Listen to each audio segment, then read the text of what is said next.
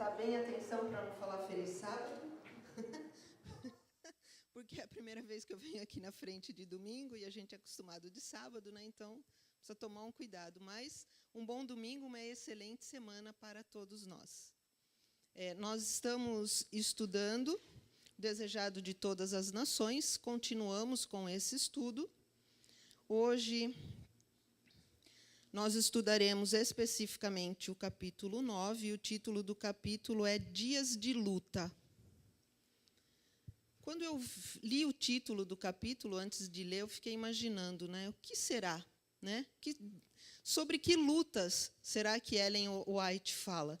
As nossas lutas, as nossas dificuldades. Aí eu fui ler.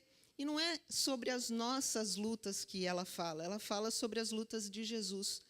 As lutas que Jesus teve desde a infância, desde pequenininho. E todos nós já ouvimos muitas coisas a respeito de Jesus, já lemos muitas coisas a respeito da infância de Jesus. Então, antes de começar, eu gostaria que vocês pudessem falar sobre a infância de Jesus, o que mais marcou cada um, o que cada um ouviu e que mais chamou a atenção a respeito da infância de Jesus. O Lincoln está com o microfone, quem quiser falar. Olha lá, o Cauã quer falar, que bonitinho. Olha lá, que exemplo. Mais alguém além do Cauã? Eu acho que o Lorenzo também está querendo falar, ó. Olha a carinha dele.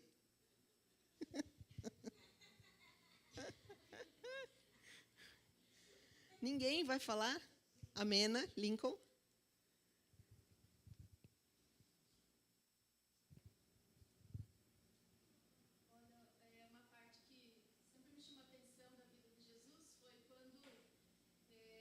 Maria, ainda com ele pequenininho, foi jurado de morte, né? As crianças daquela idade foram perseguidas para que morressem. Então, o inimigo sempre lutando para extirpar pela raiz o povo de Deus, e principalmente Jesus, né? Mais alguém?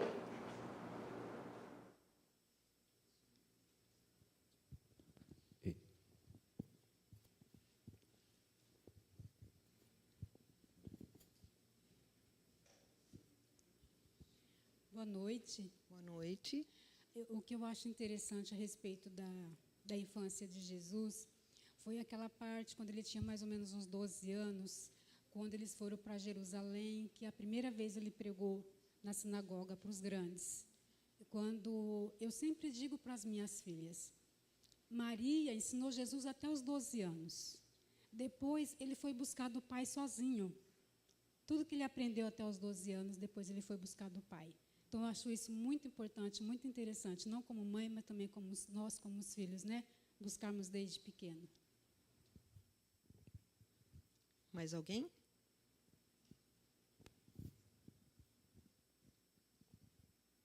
Às vezes, a gente não se preocupa muito de como foi a infância de Jesus, né? Nós nos preocupamos mais com o ministério propriamente, né? Depois de adulto, quando ele começou a pregar, a fazer as curas, até que ele foi crucificado.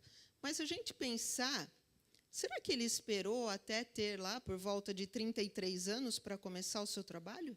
Para começar o seu ministério? Ele esperou ser adulto?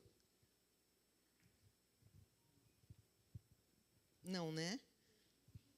Eu imagino que não tinha maternidade, né? Mas se tivesse maternidade, ele seria aquela criança já que na maternidade estaria ensinando os outros, né? Já seria o destaque. Quando a gente vai visitar criança na maternidade, que tem vários ali, tem sempre algum que chama atenção, né? Eu acho que ele já seria o destaque perante todos, né? Não porque ele nascesse falando ou nascesse, mas pela própria luz dele, pelo próprio brilho, né, que ele já exalava.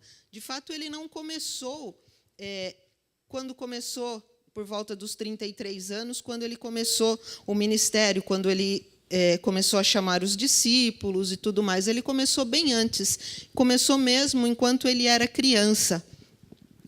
E lá na época da infância de Jesus, o que acontecia, né? Os rabis, eles já exerciam uma influência muito forte, muito intensa.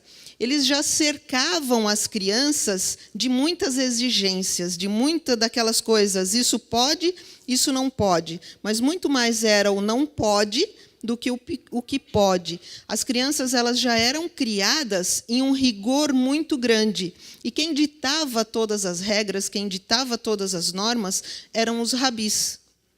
Mas vocês acham que já desde pequenininho Jesus aceitava as normas que os rabis ditavam, todas aquelas regras, muitas regras às vezes até preconceituosas, né, coisas que podia, que não podia, pessoas com quem podia se relacionar, pessoas com quem não podia se relacionar. Vocês imaginam que Jesus aceitava isso? Se alguém quiser fazer algum comentário? Não, né? Eu acho que não também, né? Embora ele fosse diferente, ele não aceitasse, mas não era não aceitar por rebeldia, era um não aceitar por saber que aquilo não era certo, né? Por saber que aquilo que ele estava sendo ensinado não era o adequado, não era a verdade. Eles prescreviam regras muito rígidas, e as crianças não tinham liberdade. Imagina uma criança tolhida na sua liberdade, não podendo fazer aquilo que ela gosta de fazer, não podendo estar com os amigos, não podendo brincar, não podendo comer o que ela gosta de comer, não podendo fazer o que ela gosta, passear onde ela gosta de passear. Mas Jesus, desde a infância, ele já era independente, ele já agia de forma independente. Ele não aceitava as regras que eram impostas, né, pelos rabis. Mas ele não aceitava, não de forma, não vou fazer, com teimosia, como a gente vê hoje, né? Se eu não quero alguma coisa, minha mãe fala para eu fazer alguma coisa, ainda hoje, eu não quero fazer, eu teimo que eu não vou fazer, né? Não era dessa forma, mas ele não fazia, ele não seguia essas regras todas. Desde criança, ele estudava as Escrituras, e estudava muito bem as Escrituras. O que ele tinha em mãos era o Velho Testamento. E todas as vezes que ele estudava, que ele lia, o que mais ele tinha em mente, o que mais chamava a atenção dele, era todas as vezes que nas Escrituras, na Bíblia, aparece a palavra "assim diz o Senhor" ou "está escrito". Era o que mais chamava a atenção de Jesus. Vamos, Salmo 1, capítulo 1 e 2.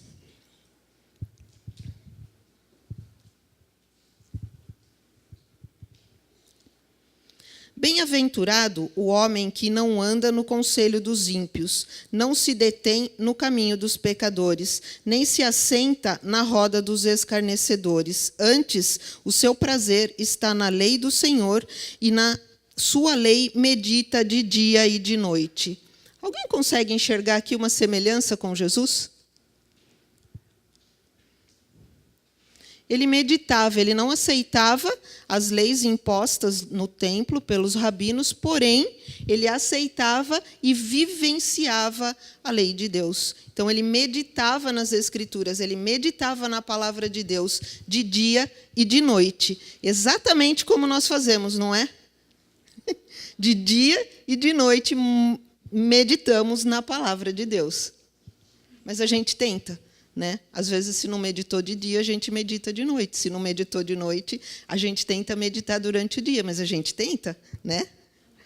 O prazer de Jesus, desde criança, estava na lei do Senhor. Era o que ele vivia, era o que ele demonstrava, era o que ele tinha prazer em falar para as pessoas. Era a lei do Senhor. Onde está o nosso prazer? O nosso prazer está em falar para as pessoas de Deus? Está em pregar a palavra de Deus? Está em divulgar a palavra de Deus? Qual é o tipo de prazer que nós ensinamos para as nossas crianças? Nós ensinamos as nossas crianças a ter prazer nas leis de Deus, nas coisas de Deus? Eu não tenho criança, mas eu imagino que quem tem, por exemplo, de sábado, que precisa levantar, né, cedo para se arrumar para vir para a igreja, nem sempre a criança tem vontade de vir, né? Nem sempre a criança tem vontade de se arrumar para vir para a igreja. Até porque nem sempre a gente tem vontade de levantar para vir, né? Mas nós nos obrigamos a vir, porque sabemos que esse é o certo a fazer. Quando a criança não quer, quando a criança está com preguiça, ou que ela quer desistir, o que a gente costuma falar para essa criança? Não, você tem que ir porque é sábado, é obrigado a ir na igreja. É assim? Ou, às vezes é, né? Às vezes é porque quando eu acordo com preguiça, eu lembro, não, é sábado, eu tenho que ir, não posso ficar sem ir, né? Então, é uma coisa que é natural da gente. Ou nós procuramos dizer, não, nós vamos à casa do Senhor, né? E explicar, né, por que ir à casa do Senhor, incentivar os nossos filhos, as nossas crianças a participar das coisas que temos na casa do Senhor, das coisas de Deus. Jesus não precisava desse incentivo, porque ele é o próprio Deus, então ele já nasceu motivado, né, para isso. Mas nós ainda não. Nós precisamos desse incentivo, nós precisamos dessa motivação. E essa motivação nós não encontramos sempre apenas na programação que terá, no caso, no sábado, no domingo, na quinta-feira, às terças-feiras, seja o dia que for que tenha alguma programação na igreja. Não é só em quem virá para pregar, porque às vezes a gente percebe, vem um pregador diferente, a igreja está lotada, né? Mas não é assim que nós devemos ter a nossa motivação. A nossa motivação nós devemos ter pela palavra, por meio da palavra, e devemos saber, sim, que nos encontramos e temos contato com Deus todos os dias, mas no momento em que nós estamos aqui, congregando todos juntos, a nossa ligação, a nossa comunhão é maior. Por quê? Porque o Espírito Santo está conosco, ele está no meio de nós, ele está derramando o seu poder e ele está agindo em nós. Vamos ler novamente o verso 1 do Salmo 1? Bem-aventurado o homem que não anda no conselho dos ímpios, não se detém no caminho dos pecadores, nem se assenta na roda dos escarnecedores. Esse verso, ele fala das pessoas que não fazem isso, né? Mas no mundo que nós vivemos, é impossível nós não fazermos isso 100% do tempo.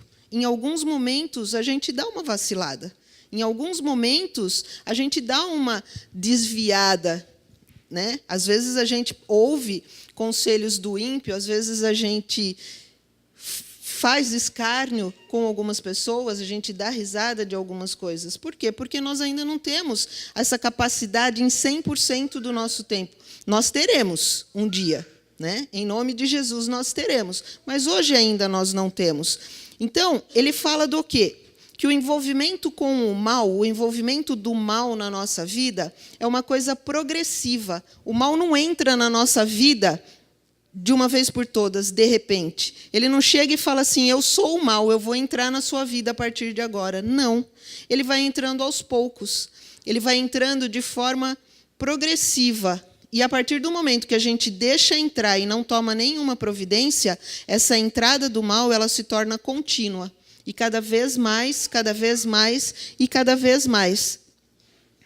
Então, é por isso que a gente precisa tomar cuidado. Nós temos que tomar cuidado para não seguir maus conselhos, para não adotar práticas perversas e não nos identificarmos com rebeldes e com provocadores.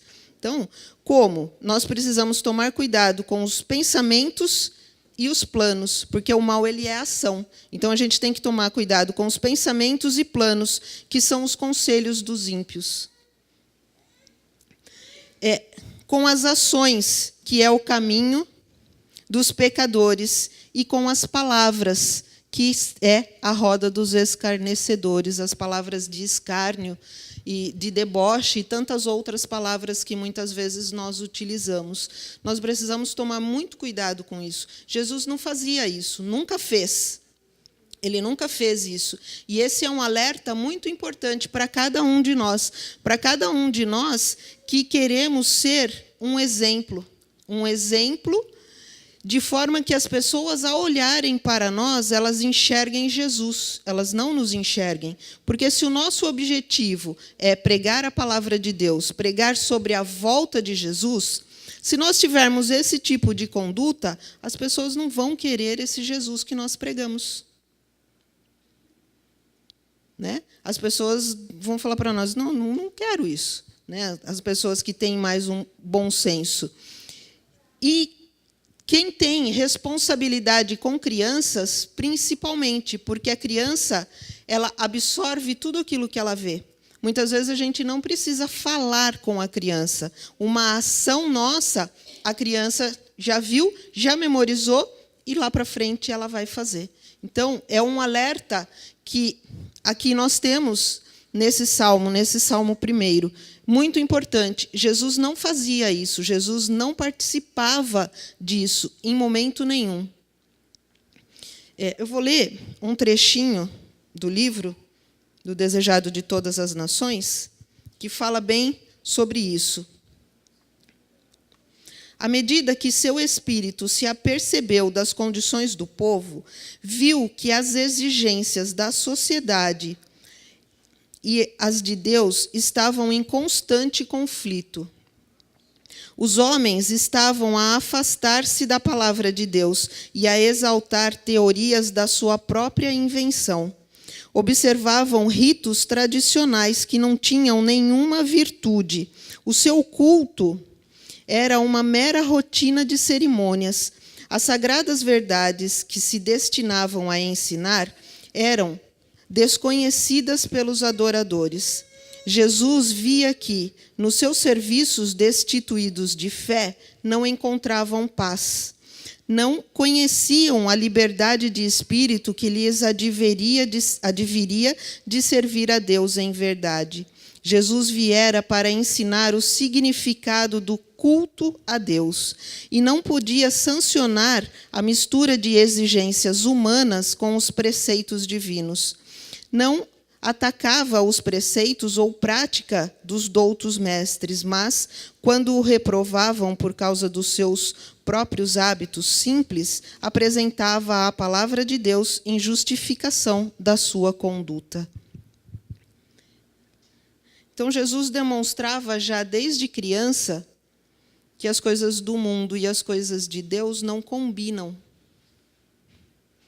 Ele procurava demonstrar que o culto a Deus deve ser algo onde nós entregamos a nossa vida, nós entregamos o nosso coração a Deus. Cada vez que nós lemos a palavra de Deus, que nós temos contato com Deus, por qualquer forma, por meio de uma oração, quando a gente vem e participa de um culto, nós temos que sair daqui diferente. Quando nós temos contato com a palavra, nós precisamos sair diferentes. Nós precisamos encontrar paz. Nós precisamos encontrar harmonia.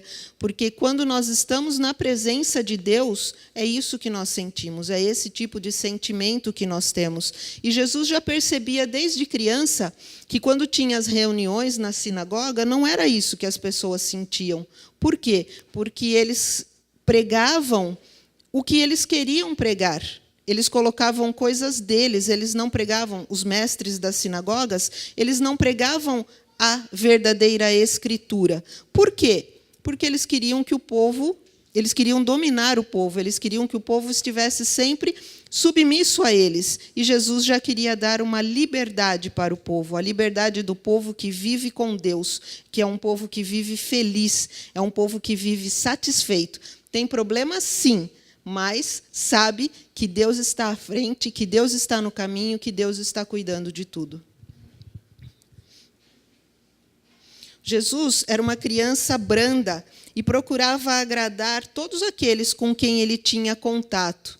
Imagina, hoje nós sabemos que Jesus é Jesus, né? Nós sabemos que ele esteve aqui na Terra, sabemos tudo o que ele fez, mas na época que ele estava aqui, as pessoas não sabiam. tinha já escrito na Escritura que ele viria, mas muitos não o reconheceram como sendo o Salvador. O que dirá quando ele era criança? Muito menos que as pessoas iriam pensar que aquela criança era o Salvador. Imagine quem teve a oportunidade, ou se nós estivéssemos, né, se a gente pudesse voltar no tempo, nós estivéssemos, por exemplo, em uma praça, lá onde Jesus vivia, sentados ali, e vinha uma criança conversar com a gente. E essa criança sendo o próprio Deus a conversar com nós. O que será que ele nos diria? Como será que seria a nossa reação? Será que nós aceitaríamos aquela criancinha conversando com a gente? Porque eu imagino que ele deveria ter assim, atitudes já de adulto, né? E chamar mesmo a atenção das pessoas que faziam alguma coisa inadequada. Como será que nós reagiríamos a essa criancinha? Será que nós continuaríamos ali conversando, ouvindo o que essa criança tem a dizer, tem a falar? Ou a gente ia ralhar com a criança, dar uma bronca e falar para a criança ir embora? Como muitos fizeram. Como será que a gente agiria nessa época? Hoje, nos dias de hoje, digamos, se Jesus nascesse hoje, na nossa época, e viesse aqui conversar com a gente, provavelmente ele seria uma criança que, enquanto alguém estivesse aqui falando na frente, ele viria aqui na frente. Muito provavelmente ele faria isso. Por exemplo, eu aqui falando, ele poderia vir aqui e me corrigir. Não é nada disso, eu não era desse jeito. Né? Muito provavelmente. Como será que a gente receberia? Né? Como? Será que eu ia gostar? Provavelmente não. Eu ia falar, vá lá sentar. Muito provavelmente seria isso. A hora que ele levantasse no corredor para vir aqui na frente, provavelmente a gente não deixaria chegar.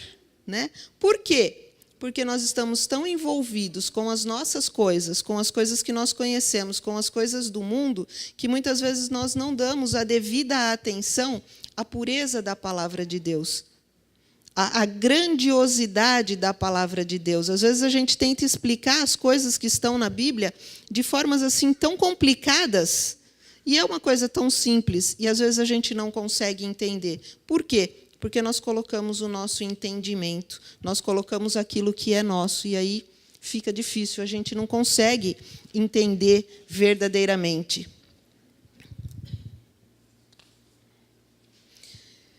Como ele era uma criança tão amável, tão dócil e que não incomodava ninguém, as pessoas, quando elas são assim, às vezes a gente acha que essas pessoas são pessoas que são facilmente maleáveis, né? Facilmente enganadas, que a gente consegue levar essas pessoas para onde a gente quer. E os rabis, vendo essa característica de Jesus, vendo essa bondade, né? Essa mansidão que ele levava com ele mesmo, eles falavam assim, não, esse daí dá para a gente trazer para o nosso lado, nós podemos moldá-lo, nós podemos ensiná-lo da maneira como nós queremos, e quem sabe, futuramente, ele ser um dos nossos. Era assim que eles tratavam Jesus. E Jesus sabia, mesmo sendo criança, ele já sabia, porque ele já tinha toda essa percepção do mal. E a única coisa que os rabis não sabiam, tentando fazer tudo isso com Jesus, tentando moldar Jesus, a única coisa que eles não sabiam é que eles estavam diante do próprio Deus. Que oportunidade que eles perderam, né? Eles estavam diante do próprio Deus. Eles insistiam com ele para que aceitassem as suas regras e as suas tradições que eram transmitidas desde a antiguidade, né? Coisas que vinham sendo passadas de rabi para rabi, né? De mestre para mestre, de pai para filho. Mas Jesus não queria, Jesus não aceitava isso. Por quê? Porque ele estudava as Escrituras, ele lia as Escrituras, ele queria saber a respeito das Escrituras. Então, todas as vezes que um rabi falava alguma coisa para ele que não era adequada, ele respondia, está escrito, Ou, assim diz o Senhor. E aí a resposta era de acordo com o que tem escrito na Escritura. Imagine como que eles não deviam ficar bravos com ele, né? Ele conhecia todas as Escrituras do princípio ao fim, porque ele é o próprio Deus. Mas mesmo como criança, ele precisou aprender. Quando ele explicava para os rabis alguma coisa da Escritura, ele explicava não aquilo que ele achava, que muitas vezes a gente entende o que a gente acha que quer dizer. Na verdade, ele explicava o sentido real, o que de fato significa o que tem escrito na Escritura. Quando eu li isso, eu fiquei imaginando, meu Deus, né? Já pensou? O próprio Deus diante de mim, falando o que está escrito aqui, me explicando tudo aquilo que ele escreveu da palavra dele. Gente, já pensou que coisa mais maravilhosa? Nós vamos viver isso um dia. Vamos viver, depois que Jesus voltar, nós vamos viver isso, porque qualquer pergunta que a gente quiser fazer, ele vai nos explicar, porque nós teremos um contato diário com ele, constante com ele. Mas imagina antes disso, né? Imagina a gente ainda, enquanto pecador, podendo estar diante de Deus e Deus explicando para a gente o que está escrito aqui, o que ele quis dizer com cada palavra que ele permitiu que fosse escrita na Bíblia. Qual era o pensamento, qual era a intenção, o que ele queria provocar em cada um de nós com cada coisa que ele permitiu que fosse escrita na sua palavra? Gente, imagina que coisa maravilhosa, que coisa mais linda. E os rabis, eles se sentiam envergonhados também, por quê? Porque eles eram ensinados por uma criança. Os pais, né, já passaram por alguma experiência que o filho ensinou alguma coisa? Às vezes está lá quebrando a cabeça para fazer alguma coisa. Quer dar um exemplo? O que você já ensinou para sua mãe? Como? Chá de maracujá. Tá vendo? Né? Isso é muito comum, né? As crianças, elas têm uma sensibilidade maior, então eles têm uma percepção maior. Às vezes você está quebrando a cabeça para tentar fazer uma coisa, a criança vem e fala, viu, é assim, né? Redes sociais. As crianças já nascem sabendo, não nasce? Né? O dedinho já nasce assim, né? Assim ou assim, não é mesmo? Né? E o meu dedinho demorou para aprender a fazer assim ou assim. Né? E tem muitos dedinhos que ainda não sabem fazer assim e assim.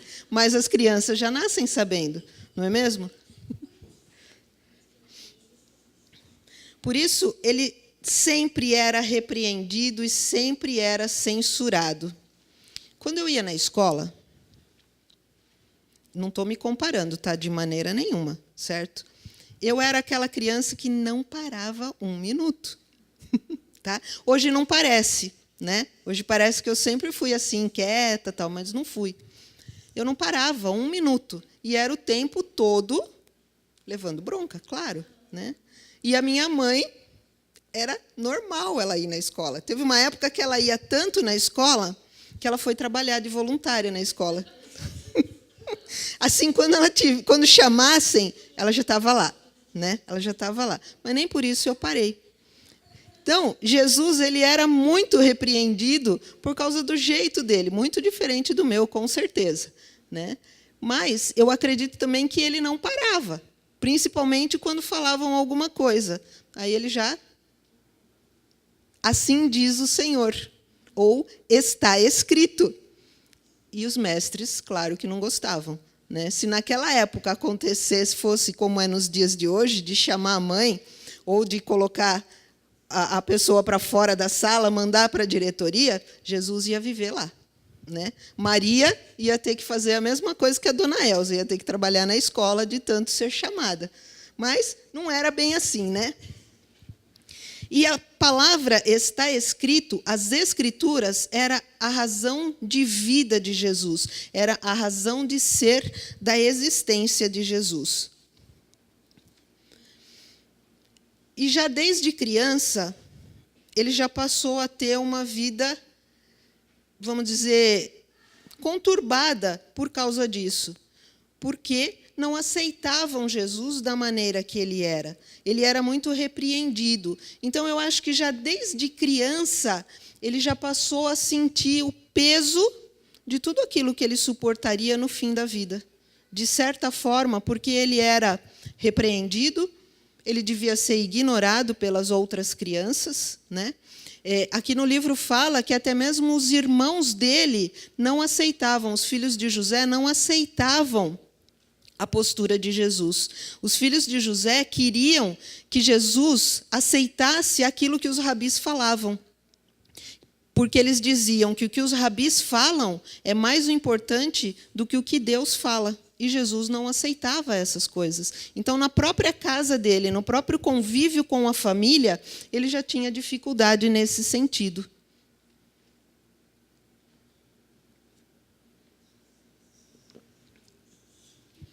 Os irmãos de Jesus diziam para ele que ele deveria seguir as ordens dos rabinos como se fossem ordens divinas, como se fosse o próprio Deus falando. Imagina o próprio Deus ouvindo um homem dizer que ele tem que ouvir o homem como se fosse Deus. É muito esquisito, né? É muito esquisito. E eu acho que a reação dele não devia ser muito boa. Com certeza, ele já dizia, está escrito, ou assim diz o Senhor. Maldito o homem que confia no homem. Isso eu acho que ele deve ter dito inúmeras vezes, né? Não fala aqui no texto, é coisa da minha cabeça, mas eu acho que ele deveria ter dito isso inúmeras vezes. Eles consideravam os preceitos dos homens mais importantes do que a palavra de Deus e ficavam muito aborrecidos com a facilidade que Jesus tinha de distinguir o bem do mal, o certo do errado, a verdade da mentira. Então, a família de Jesus já não aceitava, os irmãos dele já não aceitavam. Tem um outro caso na Bíblia que é semelhante a esse, né? Tem o caso de José, que os irmãos não aceitavam a maneira de ser de José, não aceitavam que o pai de José o amasse tanto porque ele era diferente. E aí fizeram todas aquelas coisas com José. E mesmo assim, José não vacilou, José não se entregou, José não traiu Deus. Jesus, ele sempre se aproximava das pessoas sem ter nenhum tipo de preconceito. E não é fácil a gente se aproximar das pessoas sem preconceito, né? Principalmente quando a gente vê pessoas com atitudes ou em situações que são diferentes daquilo que a gente acha que é o certo. Mas Jesus não. Ele se aproximava de todas as pessoas com amor, com carinho, com vontade de ajudar as pessoas. A gente sempre ouve dizer que nós precisamos ter o caráter semelhante ao de Jesus, né? Por quê? Até porque nós vamos viver com ele. E se nós não tivermos o nosso caráter transformado, parecido com o dele, nós não vamos viver com ele. Essas histórias e tudo isso são ensinamentos que devem fazer a gente parar para pensar, parar para refletir. Como será que está a minha conduta? Como será que eu faço? É claro que a gente não consegue ainda integralmente ser igual a Jesus, ter as atitudes que Jesus tinha, mas muitas vezes a gente consegue. Muitas vezes a gente consegue fazer isso. E isso é um treino. Isso é um treino, né? Quem trabalha na área da saúde deve enfrentar umas situações assim bem terríveis, né? Bem desagradáveis, não é? Eu acho que, às vezes, quando vocês veem determinado paciente, dá vontade de voltar, né? Não dá vontade de entrar, de ajudar e de atender. Mas precisa, não precisa? Né? Aí, respira fundo e vai, não é mesmo?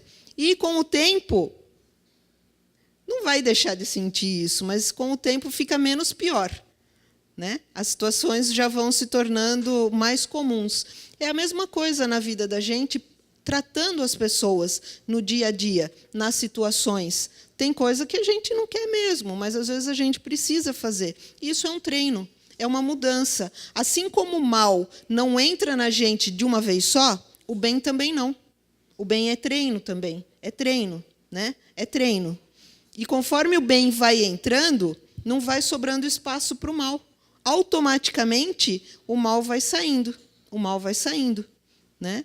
E isso é treino, e é o que a gente precisa fazer para quando Jesus voltar, nós estarmos lá todos com os braços erguidos, esperando por Ele, para irmos todos juntos, lá naquela filinha tão linda que eu não vejo a hora de pegar aquela fila, né? E todo mundo aqui, que eu quero ver todo mundo lá junto. Jesus já provava todas as angústias e as dores que a humanidade sentia, que a humanidade já passava. E ele ainda não podia fazer nada. Ele podia dar uma palavra, fazer alguma coisa, mas verdadeiramente aquilo que ele veio fazer, ele ainda não conseguia. Ele ainda não podia fazer, porque tinha o momento certo de fazer. E por isso ele era muito desprezado. Imagina ele vivendo ali toda aquela situação, né? E os irmãos dele convidando ele toda hora para fazer alguma coisa errada, né? As pessoas desprezando Jesus, as pessoas deixando de lado, falando que ele sempre estava errado. Se em um momento desses ele se irritasse, ou ele justificasse um ato errado, uma arte, uma travessura, e ele fosse fazer isso, uma coisa errada, ou ele seguisse uma palavra errada que os rabinos estavam ensinando, o que teria acontecido? É claro que não ia acontecer, porque era o próprio Deus, né? Mas se isso tivesse acontecido, se ele tivesse desviado do caminho, o que teria acontecido? Satanás teria vitória nas mãos. E Satanás, desde o nascimento de Jesus, ele tentava fazer Jesus desistir. Ele tentava fazer Jesus pecar. Porque se isso acontecesse, a vitória seria dele. Nas nossas dificuldades, no nosso dia a dia, nas situações que a gente passa na vida, Satanás tenta fazer o que com a gente o tempo inteiro? Fazer a gente cair, né? De N formas. Mas a maneira que mais ele age no coração do cristão é tentando minar a nossa fé. Porque se nós não tivermos fé, nós não vamos agradar a Deus. Se nós não tivermos fé, nós vamos desistir do caminho. Nós vamos desistir de todas essas promessas que a gente tem, que Deus fez. Se nós não tivermos fé, nós não vamos acreditar que a palavra de Deus é a verdade. Se nós não tivermos fé, nós não vamos acreditar que Jesus é nosso Senhor e Salvador. Então, é assim que ele faz. E esse é um alerta para nós. Todas as vezes que a gente achar assim, eu estou meio fraca na fé, cuidado. Cuidado. Porque tem um dedinho de Satanás ali agindo. Não deixa. Se for preciso, chama as pessoas, né, da congregação, da comunidade, e vamos orar. Vamos trabalhar para que volte ao normal, que a fé volte ao normal, porque nós estamos aqui congregando todos juntos para isso, para um dar forças para o outro, para não deixar ninguém cair. Como eu já falei várias vezes, para cada tentação, para cada prova, Jesus tinha sempre a mesma resposta, que é: está escrito, ou assim diz o Senhor. Quando Satanás levou Jesus para tentar no deserto, cada coisa que Satanás falava, Jesus respondia como? O povo que está em casa não ouviu, eu também não. Como que Jesus respondia? Assim diz o Senhor, está escrito. Então, que essa possa ser uma palavra constante no nosso coração, na nossa boca. Mas se a gente não conhecer o que está escrito e o que significa o que está escrito, também não adianta. Jó 28, 28.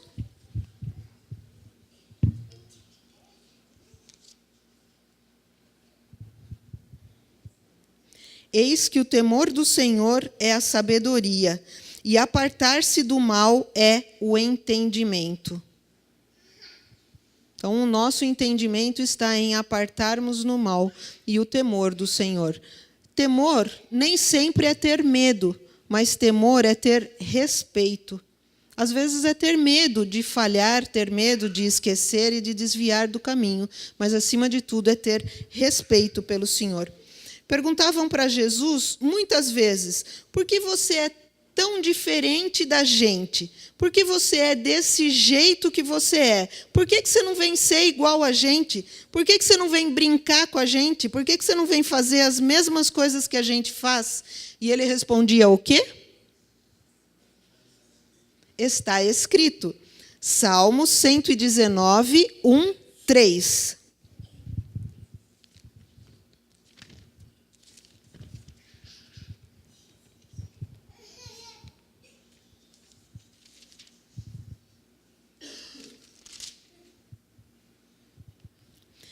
Bem-aventurados os irrepreensíveis no seu caminho, que andam na lei do Senhor.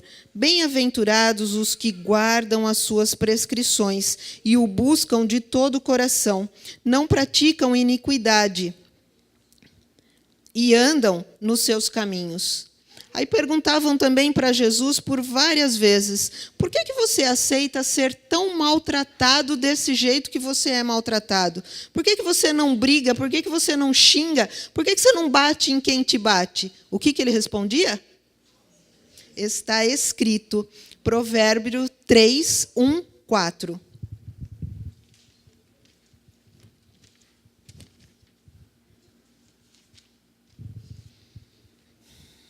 Filho meu, não te esqueças dos meus ensinos, e o teu coração guarde os meus mandamentos, porque eles aumentarão os teus dias e te acrescentarão anos de vida e paz.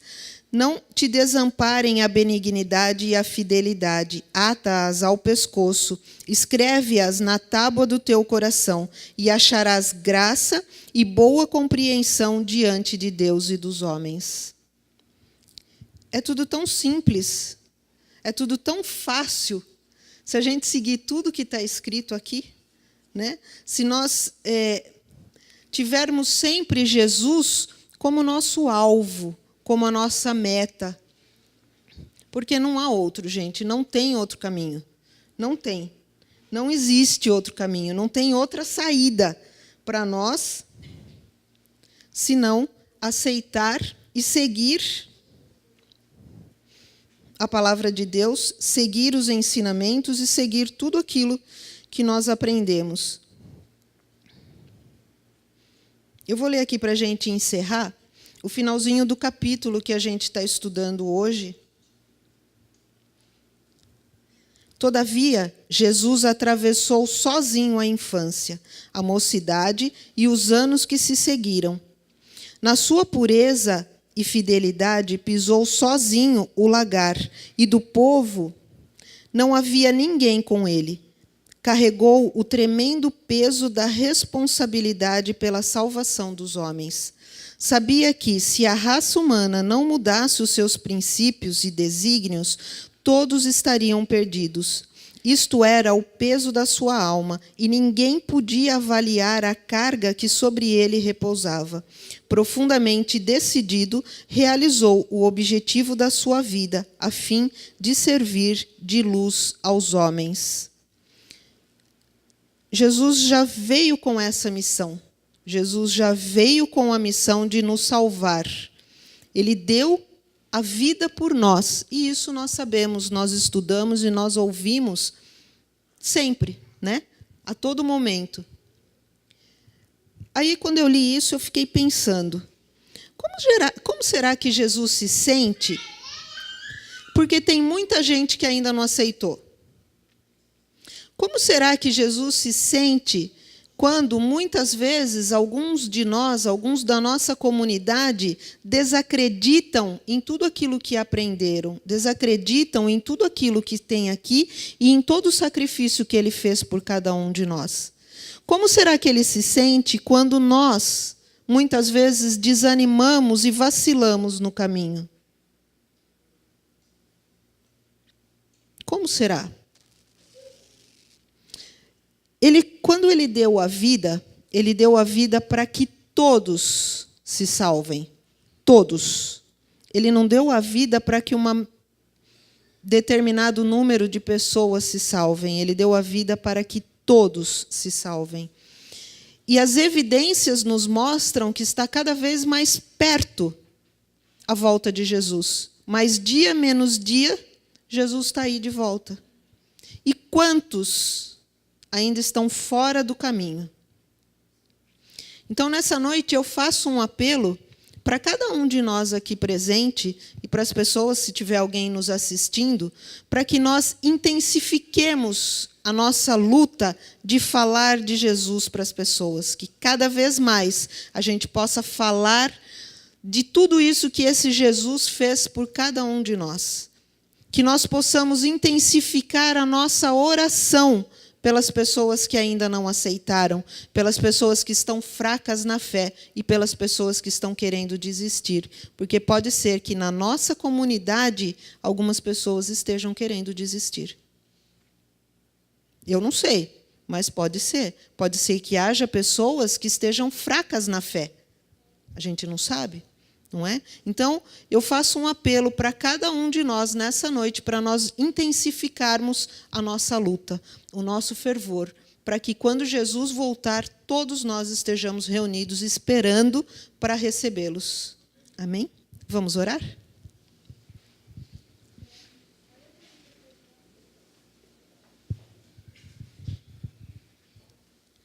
Senhor, nosso Deus e nosso Pai, agradecemos, Senhor, pela oportunidade que o Senhor nos deu de estudar a sua palavra. Agradecemos, Senhor, porque o Senhor deixou escrito para nós aquilo que o Senhor quer que saibamos, aquilo que o Senhor quer nos ensinar. E também, Senhor, porque hoje temos o Espírito Santo agindo no meio de nós, nos incentivando, nos orientando, nos convencendo do caminho correto que temos que seguir, Senhor. Mas, às vezes, nós desanimamos. Às vezes, Senhor, nós nos esquecemos daquilo que o Senhor nos pede. E nos esquecemos também dos nossos companheiros, dos nossos amigos e das pessoas que não conhecemos, Pai. Ajuda-nos, Senhor, a aprender mais e mais de Ti. E não aguentarmos ficar sem falar de Ti para as pessoas, Senhor. Nos momentos em que estivermos esperando em filas, no banco ou em qualquer lugar, Senhor, que nós possamos falar de Ti para aqueles que estiverem perto de nós. E que nesses momentos, Pai, as pessoas possam ver Jesus e não nos ver, Senhor. Porque é o Senhor, é o único objetivo da nossa vida, Senhor. Estar contigo, Senhor, é o nosso único objetivo. Pai, nós oramos por todas as famílias que estão representadas aqui nesta noite. Oramos, Senhor, por cada pessoa, por cada amigo, por cada irmão, Senhor. Pelas pessoas que vêm nesse instante à mente e ao coração daqueles que estão aqui, Senhor. Oramos também pelas pessoas que nos assistem e que algum dia nos assistirão nas redes sociais, Pai. Que o Espírito Santo possa agir nessas vidas, Senhor. Leva-nos em paz, Senhor. Dá-nos uma semana na sua presença, que o Senhor esteja à frente de tudo. Em nome de Jesus, oramos e agradecemos. Amém.